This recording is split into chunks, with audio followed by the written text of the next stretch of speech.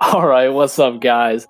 We are back here with the Game Cafe Midseason Showdown. I, of course, am Andrew Novak.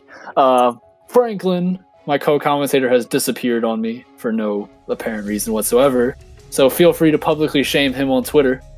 But for this round, we have Leonard Craft III versus John Masters. Leonard, of course, is getting that top 4 finish at Collinsville Regionals just a few weeks ago. So see if he can build off of that right now.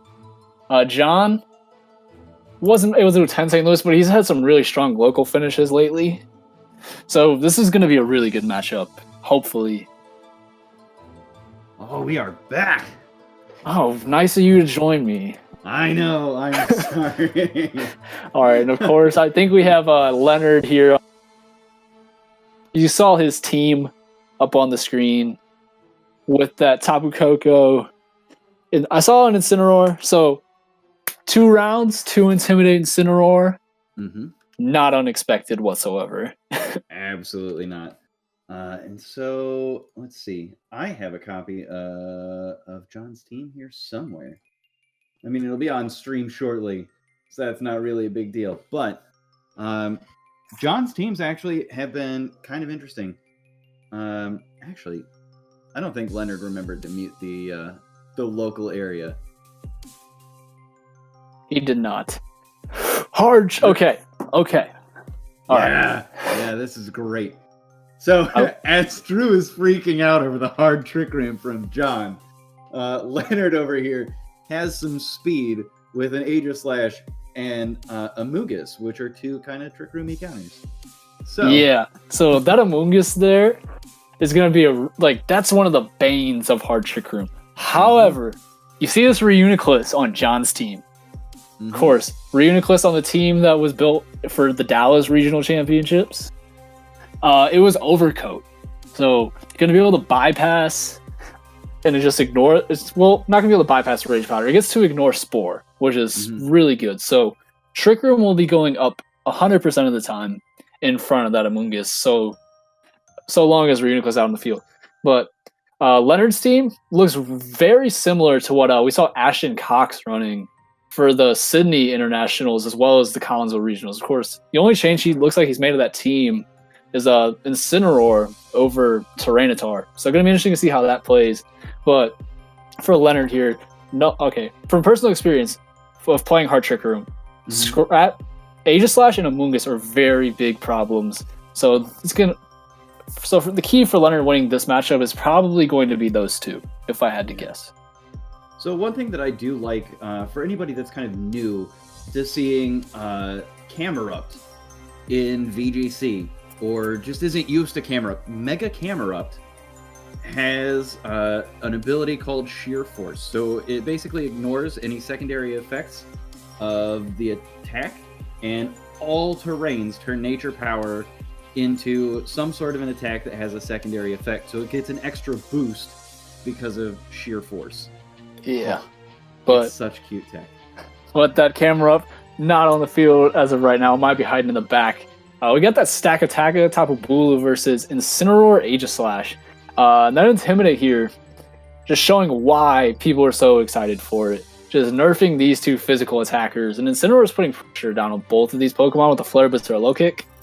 We see Bulu switch out for Tapu Fini, so resetting that terrain to Misty terrain. Fake out. I'm going to deny trigger in 1 turn. So, okay. Substitute on that Aegislash. Yeah. That means that he's not going down anytime soon. Yeah, this substitute is a very big problem for what John has on the field right now. Tapu Fini might not even should be able to break it with the Muddy Water if it hits.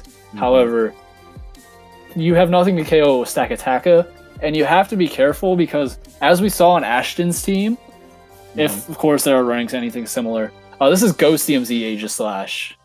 Boy. Stakataka, of course, not very well known for its special defense, really has to be careful right now, as well as the Tapu Fini, because it doesn't appreciate the Z move either. And still, even with that, you can't be...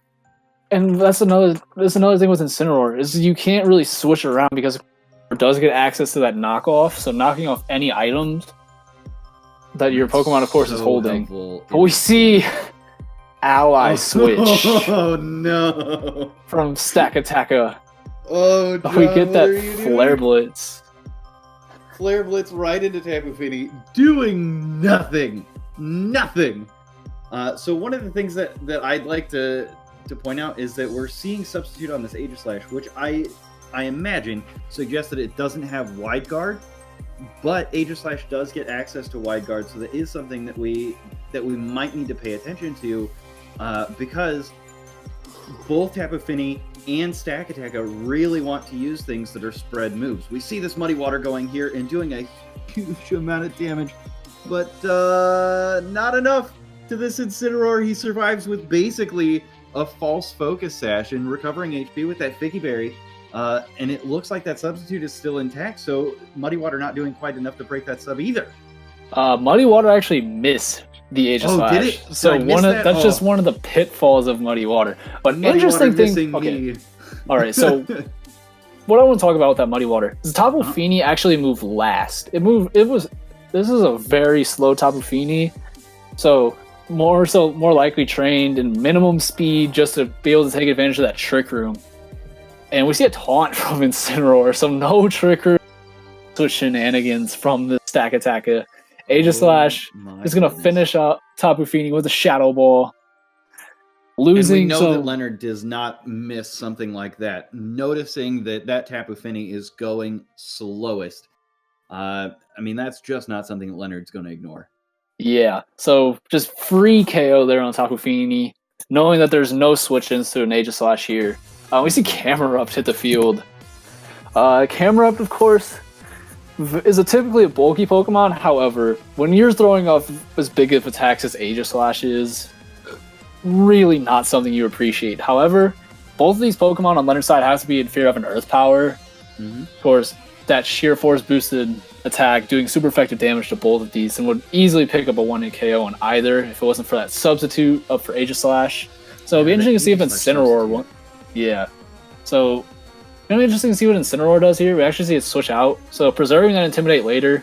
We do know there's a Tapu Bulu in the back. So we want to preserve that for later. But we see Salamence. Yeah, we see Salamence hit the field. Throwing that another Intimidate also. Stakataka -2. We actually see Bulu come back in, so this is a great switch for Leonard. Of course, Mega Salamence has that Aerialate ability, so going to be able to threaten that with flying type attacks next turn. Yeah, and if he's got Return, Double Edge, Hyper Voice, we've seen a lot of things come out of Salamence in years past. And we've got the Mega Camerupt coming out here, and Camerupt also has access to Heat Wave, so he's going to be able to do some spread damage. We're seeing this Ghost EMC come out of Aegislash. As you predicted at the beginning of this matchup, this is coming off of this Shadow Ball. This is huge amounts of damage with Blade Form Aegislash's high special attack going straight into Camerupt. Oh, that HP is going to just disappear. Actually hangs on, and Aegislash dodging another spread attack, gonna keep that Substitute up. So this Substitute has been up for much longer than John would have liked, of course. Yeah. But I'm actually dodging in Muddy Water, dodging in Heat Wave, and then getting basically leftovers recovery out of this grassy terrain that John brought out this Bulu. So just getting HP back, he's recovering HP that Leonard lost from this Substitute, and John still hasn't been able to get Trick Room up. Yeah, we see that Bulu switch back out for Stakataka. Stakataka, of course, going to be able to easily take any flying attack that Mega Salamence throws off at it. We see a Frustration go into Stakataka doing absolutely nothing. And we just see a Shadow Ball. Camerupt. Easy KO. So, once again, this Aegislash, like we talked about in the beginning, just doing so much work. Just the inability to just break that Substitute. I know he missed a couple of attacks. But just John missing both the Muddy Water and the Heat Wave, keeping the Substitute intact. It means that Leonard has been able to stay completely offensive. He hasn't had to try and shield. There's been no King Shield to try and go back into shield form to increase his defenses. He's just been solid offense the entire time with this Aegislash, and it's been doing so much damage. Yeah, we do see a frustration come out from Salamence. So no Protect on top of Bulu. I'm just going to go down to that frustration. So maybe just not wanting to reveal Protect there if you're John. Just for the information. We see a Shadow Ball come off from Aegislash. Going to do a lot of damage to Stakataka. Yeah, I mean, almost a one-hit knockout straight with that away. critical hit. And does reveal Trick Room on it. So, and so if two we moves think from the about Stakataka, Ally Switch and Trick Room. Yeah. One of which we expected being that Trick Room. But one thing that is nice to know about that is that even if that's a critical hit, John knows that he's going to be able to take 2 Shadow Balls guaranteed. And he knows that he's going to be able to take quite a bit of shots from this Salamence. And it's just been a little bit of unfortunate RNG for John, but also just really good positioning from Leonard.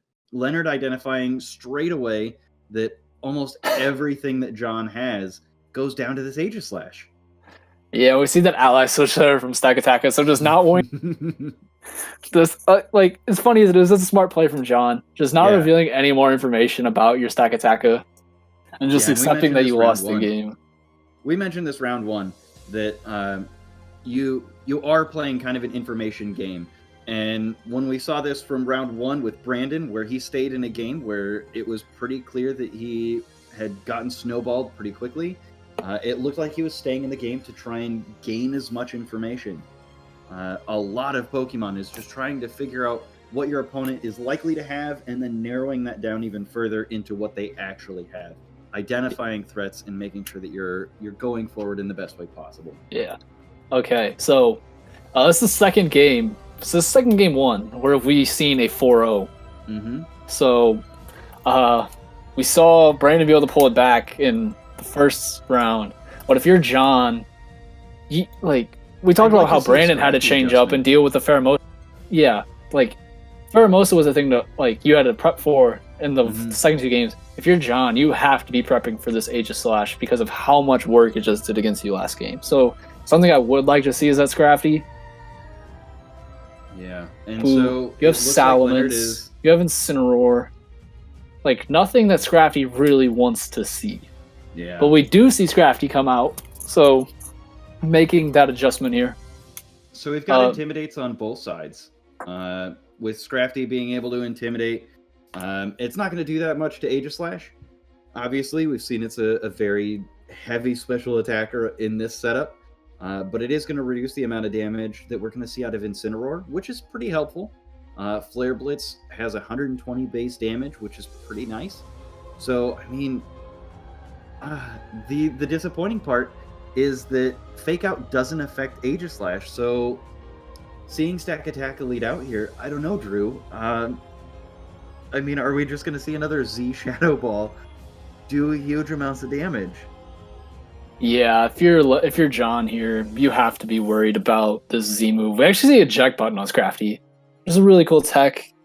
Of course, the eject button intimidate users that we're used to seeing as Hitmontop just been one of its staple items for a while. But important there that Fake Out is, if Aegislash would have subbed there was no chance to break that sub. Yeah. But instead, we see the Ghost EMZ coming off from that Aegislash, so Never-Ending Nightmare. Of course, probably not targeting that Scrafty. This has got to be going into Stakataka. But here's the thing, we saw a crit. Yeah, we saw the crit Shadow Ball not be able to KO. So I don't, just based on that, I don't know if this will KO or not. It might hang on barely, but straight up KO on a Stakataka. And no Focus Sash there, so Stakataka just goes straight down. And that's really unfortunate. You could tell that John was really hoping that he was going to be able to get Trick Room up. With Trick Room out and about with Camerupt. Camerupt against these 2 Pokemon, you'd have a nice little Heat Wave with Aegislash in Blade mode potentially. You'd have Fake Out or even a same type attack bonus fighting move out of Scrafty going into the Dark typing of Incineroar. I mean, that would have put John in such a great position. But unfortunately, that's just not how the cards laid for him.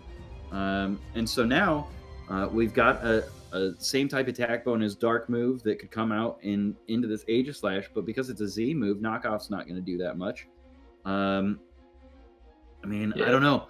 I was seeing Incineroar smartly switching out there, just not wanting to be here at all. Fighting moves and ground moves coming out. Salamence, Leonard. So just continuing his control over the board. Just never letting up on John. And we see Tapu Fini switch in here, so good switch in from John. Gonna be able to threaten that Salamence with a Moonblast next turn. Camerupt, of course, will Mega Evolve. If you're not using Mega Camerupt when you're using Camerupt, then I don't know what you're doing. But Aegislash here will King Shield. This is the first time it's actually used King Shield the entire set. Last game, just all offense after that first substitute. Yeah. Trying to stall out that Trick Room, it looks like. Camerupt goes for the Nature Power. He calls the Salamence switch in. Nature Power turning into Moonblast. Salamence hangs on with one hit point. What? Oh, wow. Okay, so... Fake Focus Sash, Mega Salamence, hanging on with a Sheer Force boosted... Moonblast. So, I think that...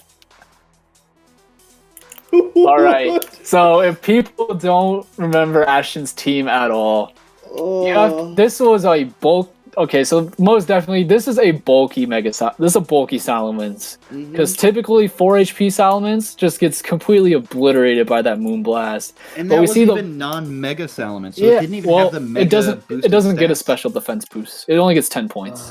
But we see that frustration come off from Salamence, targeting Tapu Fini. Gonna get that Shadow Ball too. Gonna knock it out. Here's the thing though. This just opened up Camerupt for a free Heat Wave. So Camerupt can pick up a double knockout here if it chooses to go for it. Heat Wave does connect this game.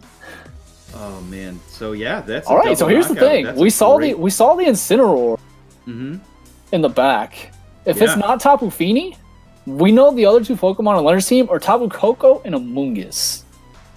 Neither of which deal with Camerupt at all. So no Trick Room, no problem right now for this Camerupt.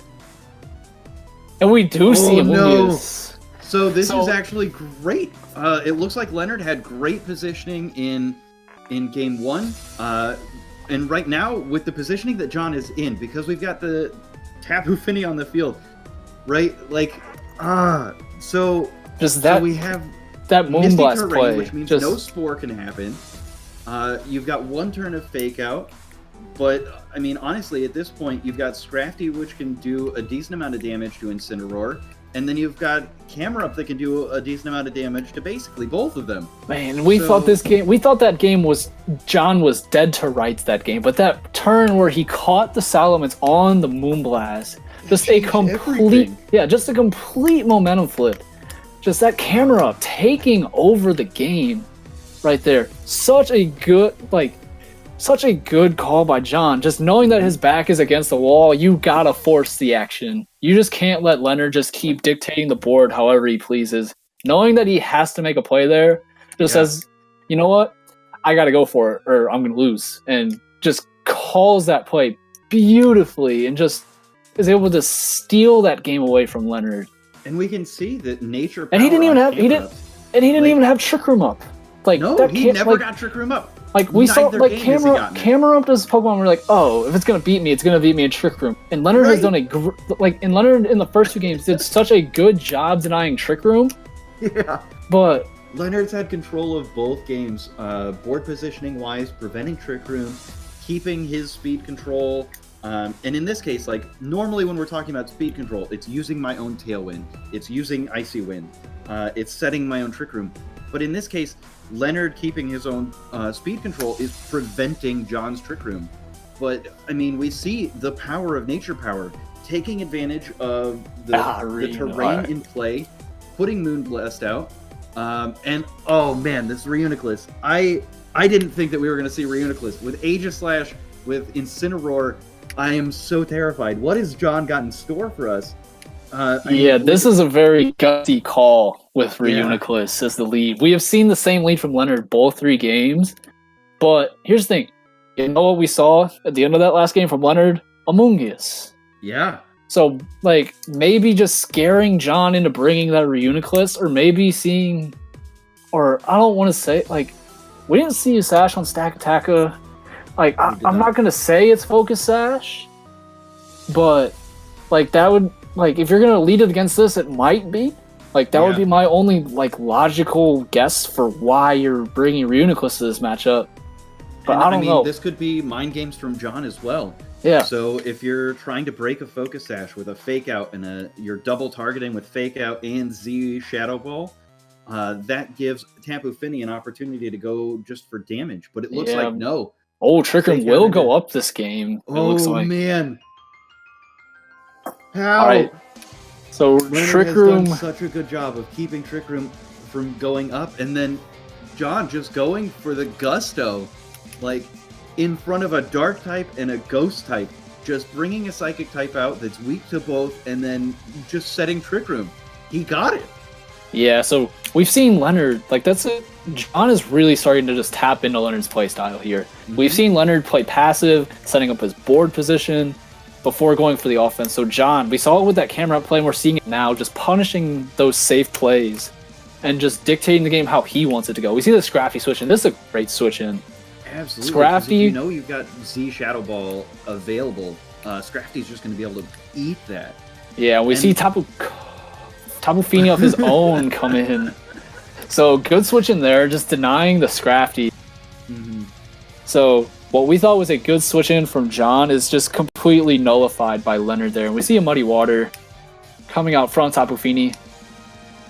And so one of the things that I'd like to mention here is that when you're playing in local tournaments like this, there's basically two bits of information. You know the metagame and you understand Pokemon, right? And then on the other side of it, you also have the local players, your friends that you've made along the way.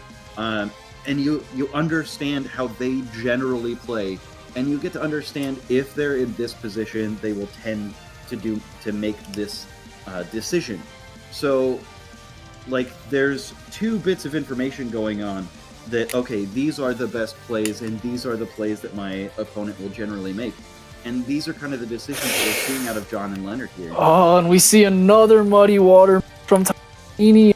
Aegislash, they're getting to keep its sub up again.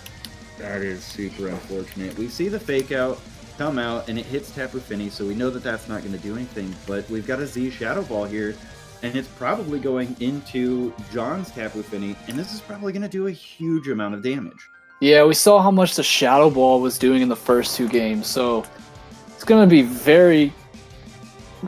interesting to see if this is able to KO. I didn't get a chance to see its hit bar before, so I'm not sure how much HP it is at. But this is going to be close. We saw it's a Specs Tapu Fini. It is able to hang on in the red sliver of HP. That was a close survival there, and clutch for John, because Tapu Fini is capable of doing a lot of damage. And so now, with Aegislash in sword mode, I mean, there's a little bit of a mind game that's going on here. You got to expect to go for King Shield. Yeah, you got to expect the King Shield probably. You know, Reuniclus is in the back, so that makes Aegislash all the more important here. Mm-hmm. So just trying to get through this Trick Room with Aegislash still in a good position is probably going to be a more of a priority for Leonard. So might see John here. Just we've seen him make aggressive plays. We might see like a knockoff and Muddy Water into this Tapu Fini, but we actually see that switch out for the Incineroar. And we've seen that this is like a Specs Tapu Fini. So just throwing off these Muddy Waters, this is a very risky switch in for this Incineroar. But I think that it's a really good I think it's a good identification of late game win cons from Leonard. Leonard is looking at this and he's seen what you saw. He sees that Tapu Fini is important if there's a Camerupt in the back. And he knows that he's got to control a little bit of board position here. And we see a knockoff here, knocking off that Figgy Berry. So even if this was a really close Muddy Water, where it almost picked up the KO. Oh, that miss though. This the Tapu Fini might be wearing glasses, but they certainly don't help it hit. So we've seen 3 Muddy Water misses from this Tapu Fini. That was, and 2 absolutely huge ones the past 2 turns. we saw how much damage that did to Incineroar in game 1, bringing it down to like what, it was 2 hit points. Yeah. So And no longer fake out, yeah, and there was no berry anymore. So berry. That was staying there. And then of course you missed the opportunity to break the Aegislash's substitute. So Tapu Fini, we actually do see it fade even after that Intimidate. Aegislash after Intimidate and in shield mode. So gonna get off damage. Yeah, I figured. Like Ashton was running for Sydney, that Sacred Sword coming out from Aegislash, doing good damage to that Scrafty. Here's the thing though, eject button. Scrafty comes out, it gets its knockoff, and it gets another Intimidate down, and it gets Fake Out pressure next turn. So that's a great, that's really beautifully done for John. And Trick Room just runs out. So, and we saw, Aegislash has already burned that Z move. Reuniclus it can be easily trained to take the Shadow Ball from this Aegislash, because we saw the ones from earlier, if you paid attention to the Trainer Tower report, was EV to take a Mega Gengar ball with ease. Yeah. So, and of course, Mega Gengar and Aegislash. Yeah. So this is a most definite fake out onto this Incineroar. We have seen taunt from it, so just having to just deny that taunt here onto Reuniclus and just hoping that you take the Shadow Ball is probably what John's going to go for here. But it's going to be interesting to see what Leonard does here. Like, he can either accept that he's not going to KO Reuniclus and go for that substitute, make it more of a pain to KO. Yeah. So or he can just try and knock it out. Through John's mind is that he knows in shield mode with Intimidate, Scrafty broke that substitute, and now Aegislash is in blade mode. So he could just be going for the Gusto, trying to hit that knockoff on Aegislash, and trying maybe to get a critical hit. But we see Salamence coming back out, getting that Intimidate. Leonard's been doing a pretty good job cycling Intimidates on physical attackers. But he does go for that fake out, as you mentioned. Really good positioning from Leonard all across this game. And gonna be interesting to see here what happens this turn. Mm-hmm. I wouldn't be surprised if Incineroar comes right back in for the Salamence. Yes, there is a Scrafty on the field. Yes, it threatens you with Drain Punch. However, Reuniclus on these hard Trick Room teams has been known to carry the Psychic Z Crystal. Yep. And Shattered Psyche from Salamence going to be able to do a lot of damage. So Incineroar, of course, being that dark typing, is really good against both these Pokemon, especially with Intimidate now. Like, it comes back in, Scrafty's at -2. Yeah.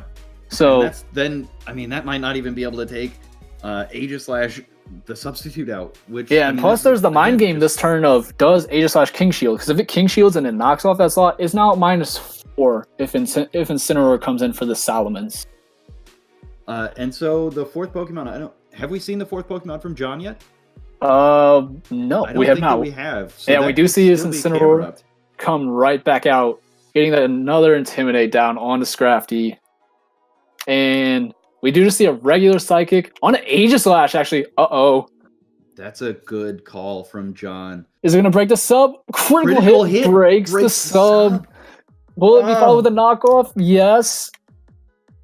And it does kill the Aegislash. So very good from John, reading into that Incineroar, coming in for not burning his Z Crystal and just targeting down the Aegislash. I don't think that crit did not matter. I don't think. Aegislash, of course, in blade form is extremely frail. And that's one of the plus sides of Reuniclus. This is a more offensive Trick Room setter. So that's Psychic, just breaking through that substitute and just allowing Scrafty to pick up the knockout.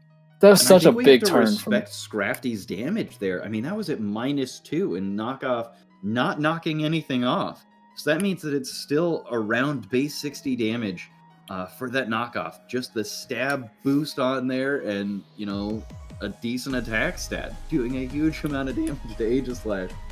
Oh, man. Yeah, so now the game's really starting. So Scrafty, of course, at -3. Probably going to want to see it get switched back out, if I had to guess. So might be seeing a Camerupt or whatever's in the back come in here. However, of course, you can say fake out Reuniclus here if you're John. Fake out Reuniclus and then frustration the Scrafty. Yeah, however, if you do that, if you're going to make that play, if you're going to cover this play, you probably should be faking out Reuniclus here because you don't want to take a Psychic from that. However, Tapu Fini comes right back out. And while that might seem like, all right, this is a good play for John, Leonard. Tapu Fini's in front of Camerupt. We saw Moonblast come out from the Camerupt in game 1, in that last game, just punishing Salamence. So the Misty Terrain is here, and it's just going to be able to do knock that Salamence around with Moonblast. We see the Shattered Psyche. So that means that there was no fake out from that Incineroar into our Reuniclus, which is what we were expecting to see. And then Shatter Psyche, making sure that you take out that Tapu Fini. That means that our Misty Terrain is going to stay on the field while Salamence is around. And it looks like knockoff, I mean, again, because that Z Crystal was there and not able to knock anything off. So Incineroar does a huge amount of damage, but Reuniclus is still on the field. And so now you've got that nature power that could be Moonblast, and Salamence is not at full health, so he's not likely to survive a nature power Moonblast. Yeah, and of course we've seen Taunt from Incineroar too. Barry, so we've seen Fake Out, Knock Off, and Taunt. You have to assume there's a fire move on this Incineroar. So Incineroar most likely here not carrying Protect. So Camerupt can just pick up either KO if it wants to. It can, of course, Moonblast the Salamence or Earth Tower. And John has played this game so well, just winning the mind games every turn, just being able to punish Leonard's safe switches, and just playing the aggressive style and getting this Trick Room up, and just taking over this game. And again, this comes down to where Leonard has made, on paper, maybe the best moves that were possible, most consistent moves that were possible, and Leonard is very well known for that. And John, because he's played Leonard so many times, he's got that ability to say, okay, I know that this is the most probable move that you're going to be making, and this is how I can punish that move the best with my team. And I mean, that has brought John back in so many turns, and we see that this was a 4-3 lead from Leonard, where Leonard had the board positioning, he had type advantages, and I mean, every play that Leonard has made has been, again, on paper, the most consistent, most conservative, preserving the lead, and then John's been able to punish almost everything from Leonard. Yeah, and the way that these last game and a half has gone is just crazy. We've seen so beautiful. Yeah, like we thought Leonard was going for a double 4-0. We see the Moonblast come out from Camerupt, and John pulling off that comeback. Yeah. I mean, the eject button took Scrafty out of the game, put John in a better position. And so a lot of this comes down to like team building before the event. And John has just, I think, honestly, he pulled that back through one, great team building, good synergy with his Pokemon, and two, understanding how his opponent was thinking. That was such a great game. Yeah, that game just showcased how scary hard Trick Room can be. Just Absolutely. Showing that you have, like, how much respect the Trick Room itself commands. So having to focus on taking out the Trick Room setter and worrying about it. So, because like you want to deny, it's like same thing we were talking about last game with the Metagross in this after. It's like, okay, I gotta deny the speed control so this Pokemon doesn't sweep me. Mm-hmm. You end up focusing on the speed control Mon, and you just open up turns for the Mon you're actually afraid of to just go to town. We saw it with Camera up there. Like, okay, even the turn after we saw the Moonblast on the Salamence, it was like return Shadow Ball from Aegislash could have just picked up the KO onto that Camerupt instead of the Tapu Fini. Yeah. However, it just got ignored and just cleaned up that game too. So, just all right. So beautiful. I mean, everything about that was just phenomenal. Yeah, and that's the second set in a row now where we've seen the 4-0 game 1. Mm-hmm. And then the player who got 4-0'd adjusted perfectly. They made all the adjustments they needed to make and just brought that set back. Yeah. So, had some very... Not gonna lie, these are sets that were way better than I was expecting coming into this game, so I'm hoping we get the same for round 3, which we will be back with shortly.